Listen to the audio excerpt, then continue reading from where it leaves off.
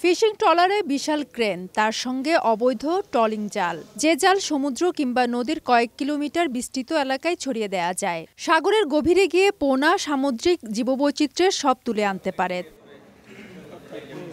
কিন্তু বঙ্গোপসাগরের উপকূলীয় এলাকায় দিন দিন বাড়ছে অনুমোদনহীন এইসব ট্রলিং বোর্ডের দৌরাত্ম্য। মঙ্গলবার মধ্যরাতে চট্টগ্রামের বাঁশখালীর শেখরখিল এলাকায় একটি গোডাউনে এমন নিষিদ্ধ আর্টিসনাল ট্রলিং সরঞ্জাম তৈরির সংবাদে অভিযান চালায় সেনাবাহিনী ও কোস্টগার্ডের একটি যৌথ দল। এই সময় প্রায় ২৫ লাখ টাকা মূল্যের ৬০টি অবৈধ ট্রলিং জাল ও নগদ ৭৩,০০০ টাকা সহ বেশ কিছু মাদক জব্দ করা হয়। আটক করা হয় অপরাধের মূল হোতা ভারতীয় নাগরিক ও ৩ বাংলাদেশি কারিগরকে।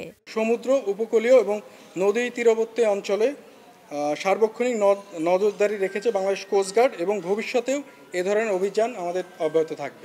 ভারতীয় নাগরিক পণ্ডিত বিশ্বাস বাংলাদেশে ২০২৩ সাল থেকে নিয়মিত যাতায়াত করছেন। সে সঙ্গে ফিশিং বোর্ডে নিষিদ্ধ আর্সেনাল ট্রলিং সরঞ্জাম স্থাপন করার পাশাপাশি বাংলাদেশিদেরও এই জাল বানানোর প্রশিক্ষণ দিয়ে আসছেন।